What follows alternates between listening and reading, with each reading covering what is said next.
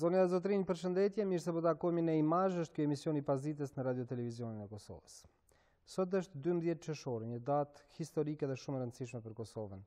Është dita e çlirimit të Kosovës. Janë bërë 19 vjet prej kur forcat ushtarake të NATO-s hynë në territorin e Kosovës dhe kjo bëri që të largohen nga Kosova ato forcat serbe që pushtuan dhe bën masakra dhe gjenocid në Kosovë. Në këto historira të cilat kanë ndodhur gjatë periudhës së luftës, por para dhe pas saj ka pasur njerëz që kanë dhënë kontribut në forma të ndryshme. Sot do të flasim për reporterët e luftës, për punën që ata kanë bërë gjatë raportimeve në kohën e luftës, por edhe në kohën kur ka hyrë NATO-ja në Kosovë. Me mua në studio janë dy kolegët e mi, të cilët kanë dhënë një kontribut të madh gjatë asaj periudhe. Zoti Nuhi Bytyçi, gazetar që ka bërë shumë dokumentarë dhe shumë rrëfime të asaj kohe, mirë se erdhe. Dhe zoti Zek Senanaj, po ashtu gazetar që ka raportuar gjatë kohës së luftës nga terrenet të ndryshëm. Mirë se erdhe. Faleminderit për ftesën. E nisim me ju, zoti Senanaj. Një sfidë shumë e madhe dhe guxim goxha i madh do të duhej që në ato rrethana të raportohej për atë çfarë ndodhte në Kosovë në kohë lufte dhe gjatë kohës kur ishin bombardimet dhe hyrja e trupave të NATO-s në Kosovë. Cila është përvoja juaj për atë periudhë?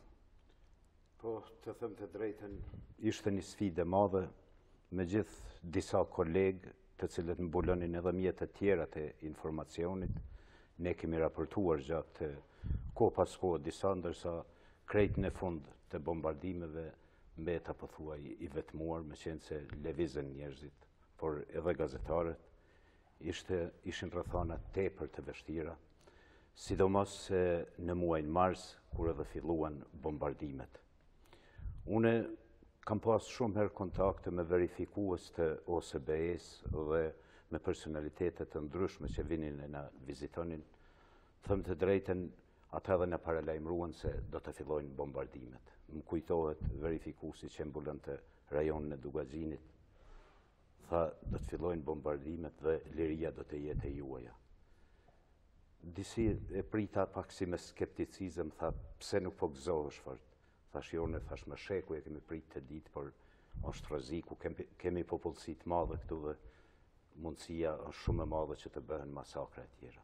Ju kryesisht keni qenë i stacionuar, po themi kështu në rajonin e Dugaxhinit? Në rajonin e Dugaxhinit. Kam raportuar për televizionin shqiptar, kohë pas kohë për Deutsche Welle, për Evropa e Lirë, për Qikun, bashkë me disa kolegë të tjerë. Dhe 2 ditë para se të fillojnë bombardimet, isha në fshatin Brëliq, erdhi ai verifikues me xhipat portokallë që i kishin, me valizhe, ata ishin bo gati më shku dhe erdhi më tha, ne po shkojmë. Tha, bombardimet po fillojnë, por edhe ato që më ke thonë ti mund të ndodhin masakrat. Nëse je i gatshëm, vetëm edhe ne, nëse je i gatshëm, tha mund vishme, mund të rejek prej zonës. Thash jo, nuk pranoj kursesi. Dhe ju kanë mbush sytlat edhe vazhdoj rrugën. Do të vazhdojmë rrëfimin tuaj sepse nuk ka qenë lehtë besoj as kontakti me redaksit, as marrja informacione, verifikimi i tyre në atë kohë kur nuk di saktësisht se çfarë ndodhte. Ju, zoti Bytyçi, po ashtu keni qenë në terren gjatë kohës së luftës, në terrene të ndryshme dhe siç e tha edhe zoti Sinanaj, ka qenë një sfidë dhe rrezik po ashtu. Po, është e vërtet se ka qenë një sfidë e madhe dhe punë me shumë rreziqe. Nga se unë kam vepru kryesisht në zonën e Drenicës edhe në zonën e Llapushës, por her pas here kam lëvizur edhe në zonën e Dugaxhinit, në Dreni, në Llap, aty marrëveshje me shtabin e përgjithshëm të ushtrisë së Kosovës. Ka qenë rrugë me rreziqe të mëdha, sepse duhet lëvizje me kamerë, me kaseta, bashkëpunim me disa shokë tanë, arrinim të shehnim në makinat me cilat të qarkullonim, por më rëndësi është theksohet se kishëm një vullnet të madh, kishëm një përgjegjësi të madhe, dinim se krynim një obligim të madh, jo vetëm profesional, për ta informuar opinionin, jo vetëm shqiptar, por edhe të ndërkombëtar se çka po ndodh në Kosovë.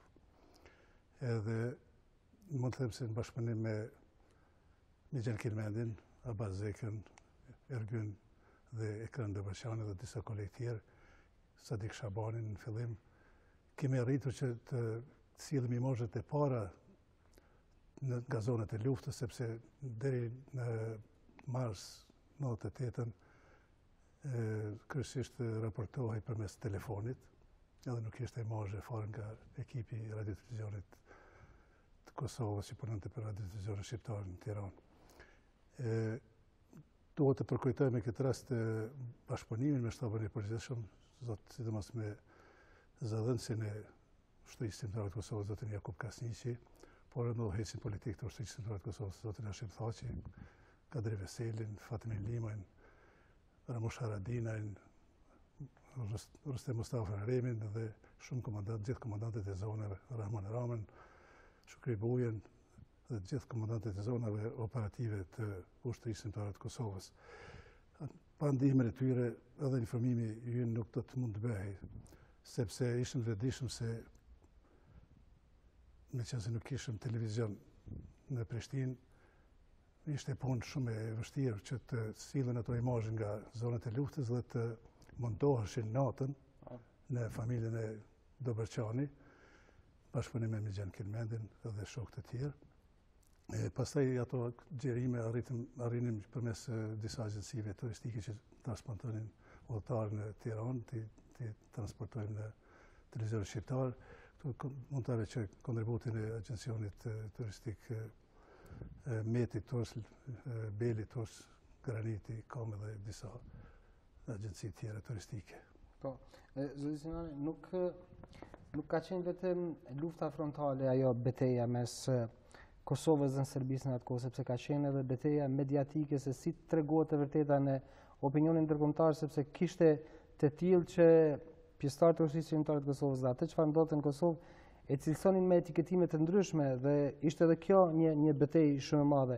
Në ato rrethana çfarë ishin atëherë me teknikë besoj të kufizuar dhe me mundësi të kufizuara të përçimit të lajmit në mënyrë të shpejtë dhe të saktë, si gjindeshit, si vepronit? Neve për fat reporterëve që ishim në i prunë telefonat satelitor, të cilët na kanë ndihmuar shumë, sepse ishte tepër vështirë. Kishim vështirësi në sigurimin e informacionit. U dashke që të lëvizim në përshtabet ndryshme, pastaj kishte njerëz që na binin informacionet, vetë na i çonin shtabet dhe kishte vështirësi të mëdha, po megjithatë falë po them edhe një herë telefonit satelitor i cili ishte shumë i mirë dhe nuk ishte mundësi që me herë të parë të mos e plotësojmë lajmin. Domethënë kanë luajtur një rol shumë të rëndësishëm. Them edhe një herë, duhet të përmendim ne kemi qenë një grup i gazetarëve të cilët kanë raportuar për media të ndryshme. Dhe unë isha në kry të tyre, kisha edhe një kameraman, jo profesionist, Haxhi Rexha Ahmetaj, ku mundoheshim që aty ku mund depërtonim në për zonat luftës të sigurojmë edhe gjerimet. Kur fillun bombardimet, atëherë u pa se situata u rënduar tepër në Dugaxhin.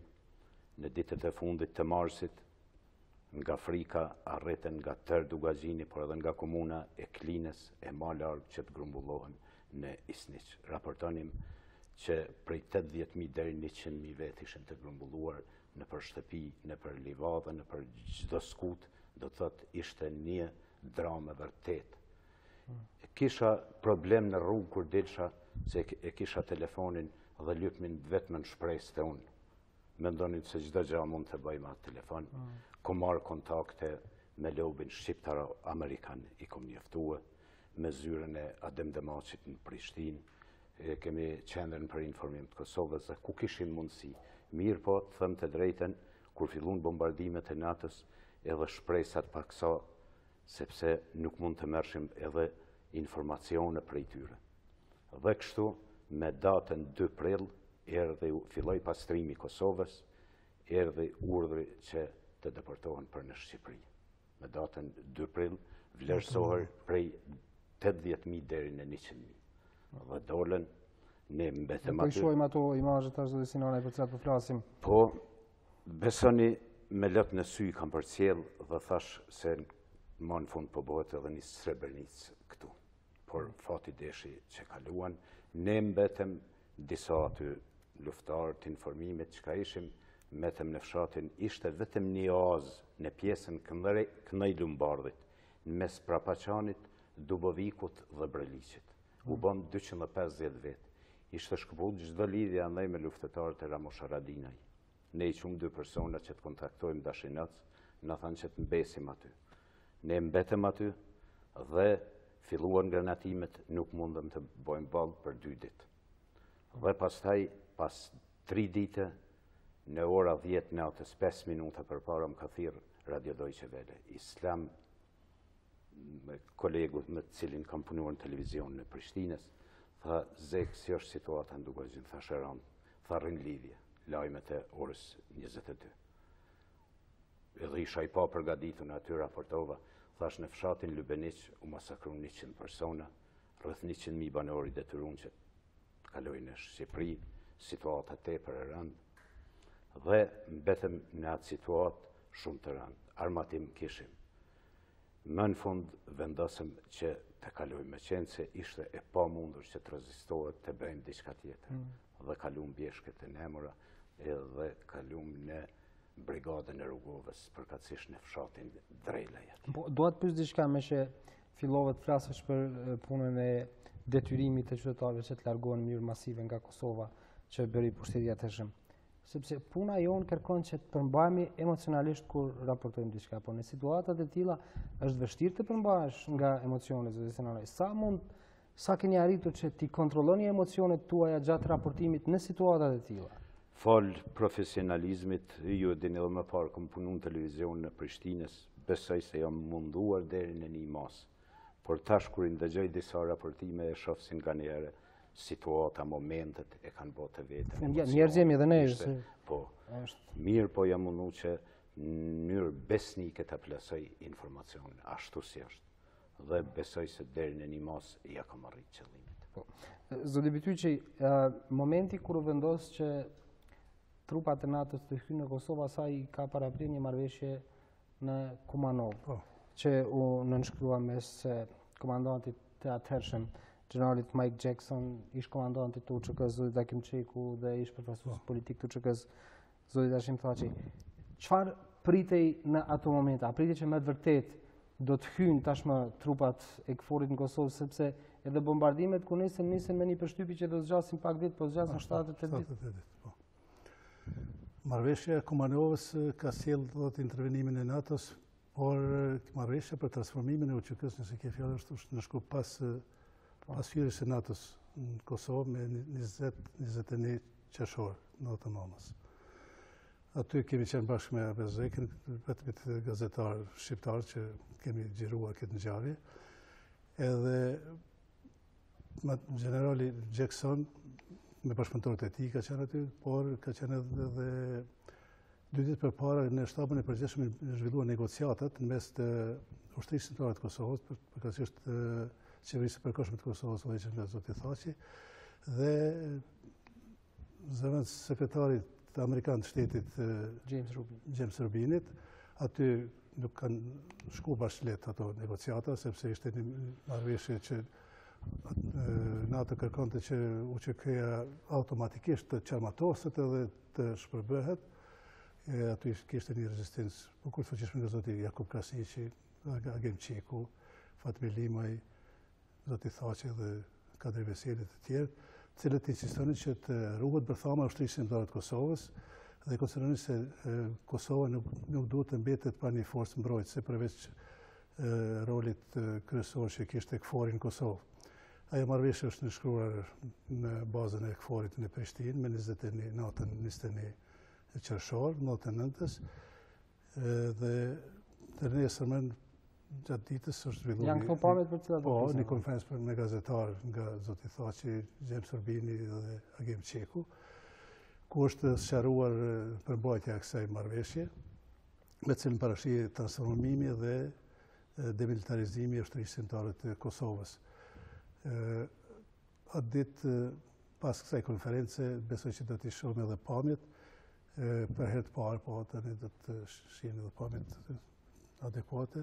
Për herë të parë James Urbini bashkë me me Hashim Thaqin, Agim Qekun, Gjavit Haritin, kanë dalë në qendër të Prishtinës, atër ku ka qenë mbretëria Korzo, është afër Kornerit, aty kur tash edhe posta e Kosovës, që pamjet e kemi tani.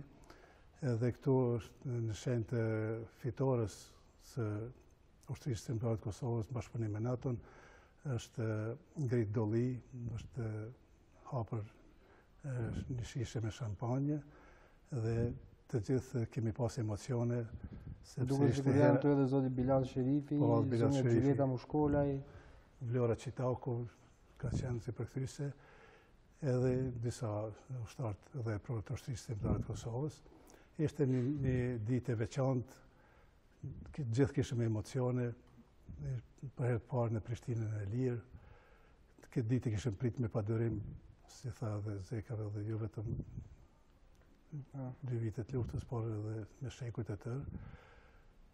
Konsiderohej se është një fitoria më e madhe e një ushtrie e cila me shumë sakrifica, me shumë dëshmor, me shumë martir, ka dhenë kontributin e vetë maksimal që ta sjellë NATO në Kosovë dhe pas intervenimit 7 ditësh të NATO-s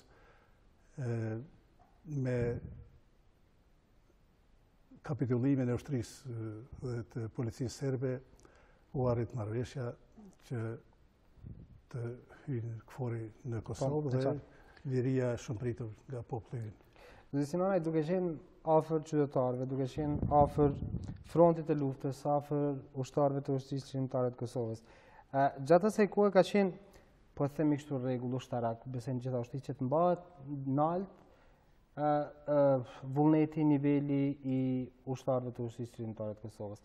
Edhe në rast humbjesh, edhe në çfarëdo situata gjatë raportimeve do duhet kishte kujdes që të mos bie niveli i vullnetit të ushtarëve të ushtrisë shqiptare të Kosovës. Në situata të tilla, sepse besoj nuk ka qenë edhe le të bën si kompromise, po them, duke marrë parasysh që do duhej vullneti i ushtarëve të mbajla. Është vërtet në këto situata ishim në një gjendje shumë të rëndë. Më kujtohet në ofenzivat e shtatorit kur ra Juniku, ra Glogxhani, ran fshatrat gjitha ndaj të Gryka e Ndrënicë të në Malishev, ishte situatë tepër e rëndë. Dhe u dashke televizet, ishte pa mundur që t'ju bëhet ballë një makineri e tillë kur hyshin. Pastaj në disa vende në përdor edhe aviacioni është përdor, për shembull në Logja kur është marrë me 15 gusht prej Lepi disa vende tjera. Më kujtohet një rast, thash në fund të raportit, thash beteja në humbëm, po luftën jo. Në mbrëmje, kur u transmetun lajmet, erdhi një arsimtar i fshatit aty. Tha Zek, tha, çka dash të më thonë? Tha, çu shkem me humb ndryshe? Thash, po edhe këto janë pjesë e luftës, thash, edhe humbjet. Mbas lufte, tha, e kishe pas drejt. Do të thot, sa do pak edhe lëvizje, thojsha, po bëhet tërheqje taktike. Do të thot, edhe ishte taktike mirë, po ishte situata që të mbahet morali, se në to situata ishte vështirë, edhe dihet situata e ynë që shka qenë me armatime e me tjera. Gjatë bombardimeve, kur fillun bombardimet e NATO-s, javën e parë isha bukur skeptik. Thëmë drejten pse, sepse kishte shumë pak bombardime. Me siguri se kam lexuar edhe ma vonë se NATO e ka marrë tensionin e Serbisë, mos rastisht po tërhiqet. Mirë po jo, ma vonë fillun atëherë. Kosovë ishte një entuziazm i madh kur nisën bombardimet, sepse parashije që 2-3 ditë, 4-5 ditë dhe do të përfundonte gjithçka. Është shumë më rëndësi se një ndihmes të madhe, tepër të madhe ka dhënë edhe Mergata jonë. Qoftë me mjete financiare, telefonin që e kisha. Atëherë mbushjet digjitale as nuk e disha çka është ajo, veç kur ishin 1000-2000 marka mbushje digjitale në telefon. Pastaj kur fillun bombardimet më thërshin, kum pas shumë kontakte me ta, edhe murajshin, fillun. Ata kanë pas mundësi edhe t'i shohin përmes CNN-it dhe mediave tjera. Bindja ju, zoti Sinanaj, duke parë atë çfarë ndodhte, masakrat e ndryshme, pabarazi në aspektin e forcave dhe armatimit që kishte Kosova në raport me Serbinë, bindja ju në atë kohë çfarë ishte? Po të them drejtën, neve na ka shpëtuar fati që na mbështeti Bashkësia Ndërkombëtare, Amerika dhe NATO, por edhe morali ynë. Dihet me çfarë fuqie evropianës, po thëmë botërore e balkanike, jemi përballur. Mirë po na ka shpëtu morali i fortë i gjithë shqiptarëve.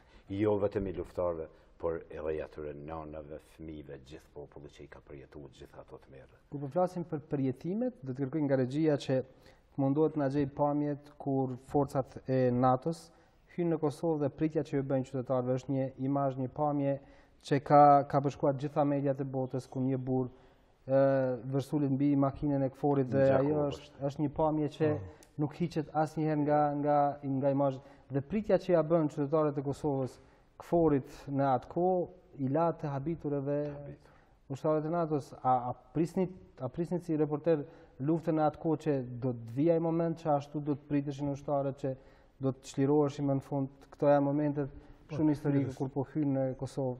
Dhe ja, këto janë. Gjithë e pretim këtë moment, gjithë e pretim Lirinë, se Liria lufta ishte e pashmangshme, por dihet se do të përfundonte me fitoren e popullit tonë, i cili luftante për lirinë e vetë.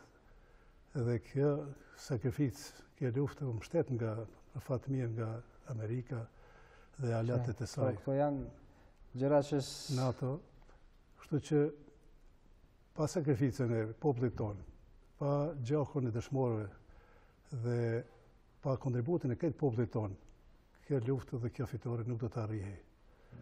Është interesant se këto pamje që po i shohim. Kjo është pamja për shembull. Këta njerëz për mujtë të tërë kanë mbetë në përmale, në përpodrume, nuk kanë pas mundësi as dritën ta shohin. Do të thotë është gjendja emocionale e tyre, e cila është shumë arsyeshme kur hynë forcat e NATO-s, e pastaj edhe ushtria çlirimtare dhe i pan për herë të parë ushtarët e ushtrisë çlirimtare. Dhe ishte një ndjen, ishte një moment tepër i rëndësishëm për popullin shqiptar të Kosovës, pas shumë shekujsh okupimi, pas shumë vujtjesh që ka bërë gjatë gjithë historisë. Po, edhe këtë ditë, këtë datë historike e ka kujtuar edhe ambasada e Mbretërisë së Bashkuar këtu në Prishtinë dhe Ministria e Mbrojtjes së Mbretërisë së Bashkuar, të cilët kanë përgatitur një dokumentar të shkurt, po themi kështu rreth 3 minuta, ku një prej komandantëve të parë të ushtrisë britanike që ka qenë në Kosovë ka rrëfyer për atë se si ka ndodhur. Ju ftojmë që ta ndjekim bashkë këtë material dhe do të kthehemi prapë në studio. 19 years ago today, at dawn on the morning of the 12th of June 1999, Royal Air Force helicopters lifted British troops across the border from Macedonia and into Kosovo. I was the company commander of number 1 company, 1st Battalion Irish Guards. We were the first armoured infantry company group into Kosovo. And we came through the border crossing behind me. From Kaçanik, we began to spread out, some of us towards the airport and others towards Pristina. The Russians had moved down from Bosnia and through Serbia in a sort of coup de main operation to take the airport ahead of NATO. And so we pulled back and sat to the south of it. Pristina was occupied on the 13th by the Irish Guards, and NATO began to establish its foothold in Kosovo. That first day was quite extraordinary. Driving up the route, passing through villages and towns, seeing people coming out of their houses, the look of confusion, excitement, disbelief, and then pure joy at seeing us coming in. And their reaction to us, the flowers thrown in our vehicles, the cheers, it was amazing. It completely and utterly elated all of us. And it gave purpose to what we were doing. It brought the reality that the move into Kosovo was about people, ultimately about people. I've often thought about that first day. I've often thought about my entire time in Kosovo. It was a very defining moment for me, and I think for many of my soldiers. 19 years later, the British commitment to Kosovo remains. We still have troops stationed here. The bilateral relationship is as strong as it ever has been. And it all stems from 1999. And it was a real privilege to be there and to be here today.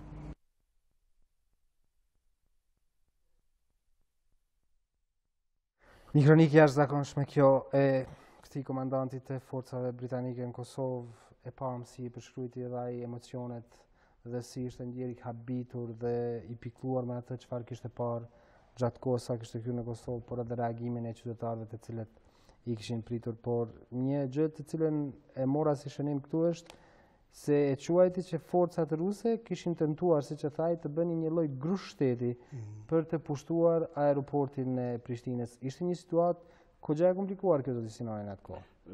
Nuk kam qenë atëherë në Prishtinë, mirë, po vërtet, siç tregojnë edhe ka pasur edhe kronikat përgatitura, ka qenë një situatë tepër e rëndë, sepse forcat ruse kishin shpejtuar me qëllim dhe aty falë edhe gjaktësisë dhe mençurisë dhe profesionalizmit të Michael Jackson, sepse ka mujtë të eskaloj situata tepër e rëndë. Forcat ruse nuk kanë qenë vetëm në aeroport Prishtinës, por kanë qenë në qendër të Prishtinës. Kam parë disa imazhe pikërisht atë sheshin Zahir Pajaziti aty, kur popullata serbe ka pritë si shpëtimtar, edhe me të vërtetë ka qenë situatë e rëndë për këforin një sfidë e madhe, për këforin se si të veproj. Mirë, do t'ju lutem të komentojmë këto pamje, nëse mund t'i kemi në gjithë ekranin. Po, këto është momenti kur larguan forcat serbe nga Kosova, dhe duke provokuar sigurisht. Po, me këto shenjat e çetnikëve, ata e dinin se do ta humbnin luftën, edhe mirë po, prapë vazhdonin të terrorizonin popullin tonë. Ju e dini masakrat më të mëdha kanë ndodhur gjatë kohës së bombardimeve, edhe masakra i Zbicës, edhe masakra tjera në Dugagjin edhe në Lap, ka qenë masakra e Dyzit dhe shumë masakra tjera. Ata janë hakmarrë në popullatën civile, sepse s'kan pas zemër që të ballafaqojnë sulmeve të ushtrisë të Kosovës dhe sulmeve të NATO-s. Është interesant në i po të ndërhy se të masakrat në shumicën e rasteve kanë pas dorë, si që themi në Dugagjin, edhe banorët serbë vendas. Lokal. Për shembull është rasti i Lubenicit. 2 masakra, një në 25 maj, 11 janë masakruar, tjetra për mbi 80 persona. Dhe aty janë po edhe banorët lokal, vendas se kanë qenë serbë aty. Pastaj rasti i Mejës rreth 400 persona. Rasti i Belegut, ku janë është bërë një masakër e papar dhe ka pas edhe fatkeqësisht edhe dhunime ka pas, dhe do të thotë në ato momente erdhen edhe formacione jo vetëm të ushtrisë serbe, por paramilitar dhe shumë formacione të ndryshme, të cilët kanë shfryrë tërë atë mbledhjen e tyre dhe ishte një situatë tepër e rëndë. Dua t'ju pyes, nëse në bindjen tuaj sot është arritur që të pasqyrohet jo vetëm nga ju, por edhe nga kolegët tuaj që në atë kohë raportonin për atë çfarë ndodhte, që të pasqyrohet ajo çfarë me të vërtetë ka ndodhur në aspektin medial, që të informohen shtëpitë mediale botërore që kishin ndikim shumë të madh në politikat e shtetit të ndryshme, që të informoheshin saktë se çfarë ndodhte në Kosovë. Unë në qenë se ku qenë këtu i kemi montuar materialet nga zonët e luftës në Prishtinë, kam pas bashkëpunim bashkë me Migjen Kirmedën, me Elviana Paqinovcin, me Syrma Klokoqin, me disa kolegë cilët kanë raportuar për agjencitë e huaja televizive, dhe kemi arritur që disa imazhe t'i plasojmë edhe në mediat botërore. Sepse dikur më vonë hynë edhe shtëpitë të tjera mediale. Kanë qenë me lejen e institucioneve të Serbisë, kanë pas akreditim disa ekipe gazetarësh, kurse unë edhe me Abazin edhe me Gjenin nuk kishim kufar akreditimi. Do thotë punoni me rreziqe të mëdha, por kishim vullnet dhe kishim gatishmëri që të sakrifikonin për të sjellë informacione, sidomos imazhe, siç ka po ndodhur në të vërtetë zonat e luftës. Kishin një mbështetje të madhe nga populli, i cili na ndihmonte në mënyra të ndryshme. Ishte një sakrificë e madhe, një gatishmëri e madhe e popullit tonë, duke parë gatishmërinë tonë që të vizitojmë zonat e luftës dhe të sjellëm imazhet që i priste opinioni. Këtu nga kanë ndihmuar shumë edhe Aslan Bajrami, i cili ka qenë shumë kooperues me neve dhe i ka transmetuar gjithë ato imazhe në televizionin shqiptar, por edhe drejtori i përgjithshëm në televizionin shqiptar, zoti Imazhi. Po, dhe kam një pyetje për fund për të dy, nëse mund ta kujtoni sot momentin më të vështirë gjatë kohës kur ju bëni detyrën tuaj të raportimit gjatë kohës e luftës. Ju kujtohet zoti Sinane, e di që të gjitha kanë qenë vështira, por ndonjë prej tyre që ka qenë më delikate për ju. Të them drejtën, ka pas shumë situata të cilat duhet të veçohen, por edhe pak po e lidhe më parë, ne, sidomos gazetarët e terrenit që kemi mbetë në zonat e luftës, kemi dhënë një kontribut, po them, edhe pak më të madh. Pse? Lajmet tona janë riprodhu edhe prej agjencioneve tjera, edhe prej gazetarëve që kanë qenë në Prishtinë, do thotë ato ishin bazat.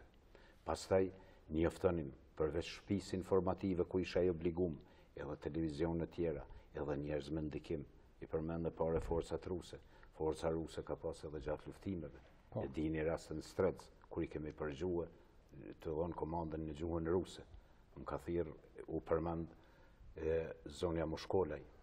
Ajo kishte kontakte me këfarën edhe shpesh kërkonte nga une që ti konfirmoj ato të dhona. A janë të vërteta.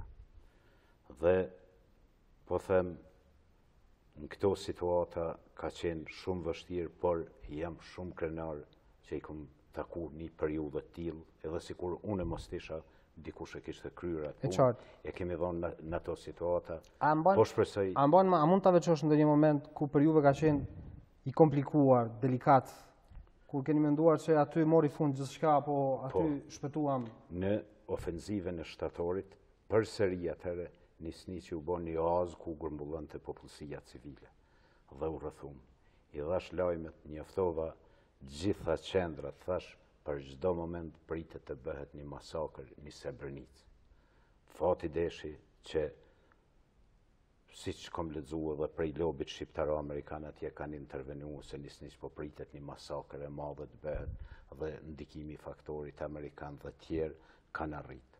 Ka ardhur verifikuesi ose besën mbrëmje, sepse Miloševići ju ka thonë nuk është e vërtet se Nisniq janë 80.000 banorë. Kur e ka konfirmue, ju kanë dhënë urdhën. Nisniq janë përmi 80.000 vetët, edhe i një ka dënë mbo masakër. Thot nesër në ora 2 marë verifikues të ose besë. Në mëngjes ka hyrë një tank i madh përmes fshatit. Në gjuhën shqipe, kush nuk është banor i Sniqit, bënu gati duhet me lëshua. Kanë ardhur paradite me qindra autobus. Shumica kanë ardhur drejtim Prishtinës, tjerë në Gjakovës. Kur është bo pas dita ka ora 4 pas dite, Nisniq kanë qenë vetëm banorët e Sniqit. Do më thonë, kjo ishte një situatë ku u shpëtu popullsia, flitej atëherë se ndoshta, nëse kishte ndodhur ajo masakër me tërat masë të popullsisë, ndoshta ishte bërë më herët edhe intervenimi i NATO-s dhe shpëtun popullsia. Të merr ishte me i pa njerëzit, fëmijë, nanat, lindshin në përarat misit, kom pa kanë lindë fëmija, kanë në ato situata jenë të papërshkrueshme. A ka pas situata sinore ku nuk keni ditur se çfarë do të raportoni? Po, të them drejtën, unë i përgatitësha materialin gjatë dite, dhe atëherë këto isha me televizion atje Maslan, Bajramin e tjerë kur ishin kujtësar. E kam fjalën kur ke pas situata të tilla. Po. Gra duke lindur në përfusha, në përara të ndryshme, ndërkohë bombardime, masakrime, gjithandej dhe njeriu dëshpërohet, dhe një moment ku dëshpërohet. Ka pas, kur është bërë në shtatore ofenziva, jam tërhek në një fshat tjetër, për një javë nuk kam raportuar. Dhe atje në mërgime, tafërmit e mi që ka ishën atje, gjithë kishin menduar se jam i vrarë.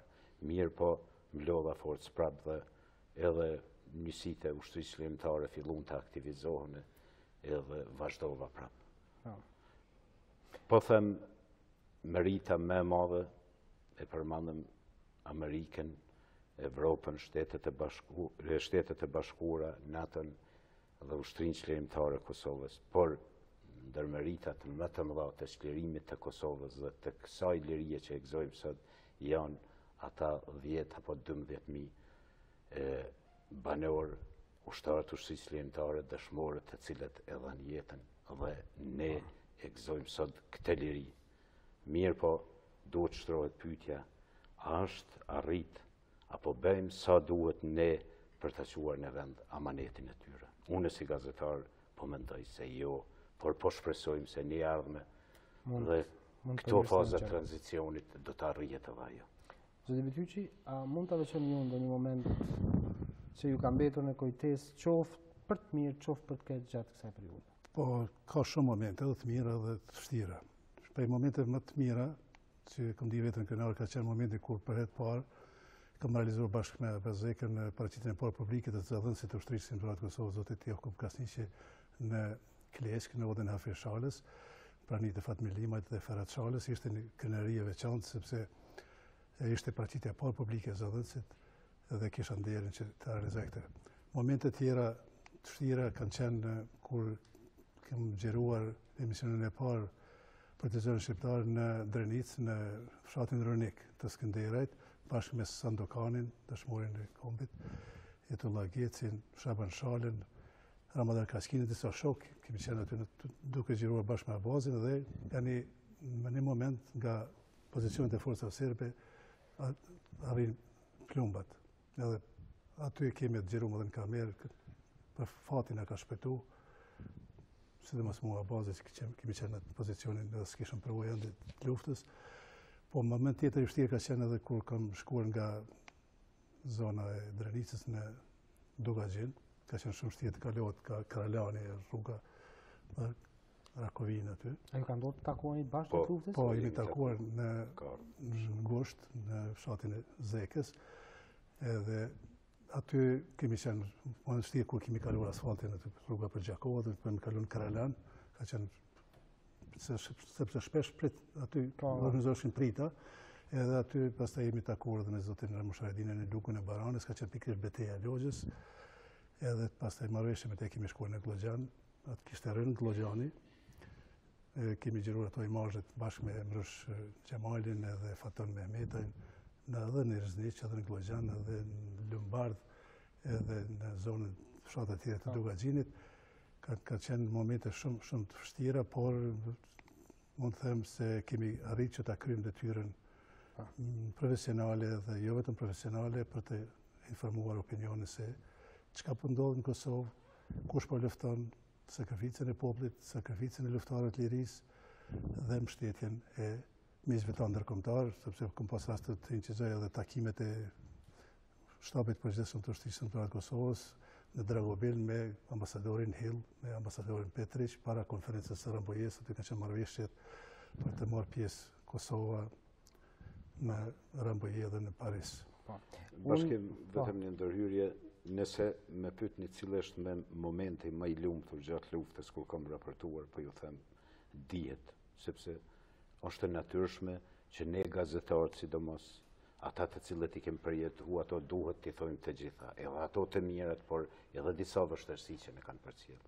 Dihet se në Dugagjin kemi pas disa probleme, disa farkime të panevojshme, të them drejtën, pra dita më e lumtur e imja është mbledhja e 20 gushtit prapaqan, kur është unifikuar faktori edhe ushtarak, që i printe Ramush Haradinaj, por edhe ai me Tash Zemën ishin komandantët e gjitha fshatrave të Dugagjinit dhe u boni frym, u pajtuan që të bëhet luftë e përbashkët, dhe kjo thanë po bëhet në frymën e mbledhjes së Oslos, ku ishin pajtuar që të bëhet pajtimi dhe të luftohet armiku, po marrë parasysh çfarë përkatësie, çfarë fraksioni i takon.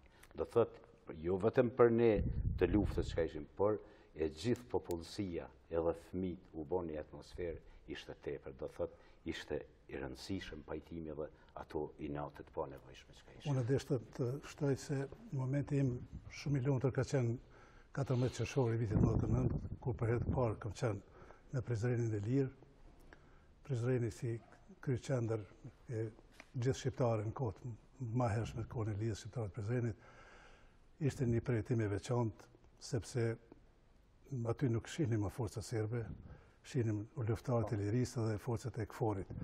Takimi me kryetarin e parë të Prizrenit, zotin Kadri Kryziu, dhe biseda me te për televizion shqiptar ishte një përjetim i veçantë për mua dhe Abazekën.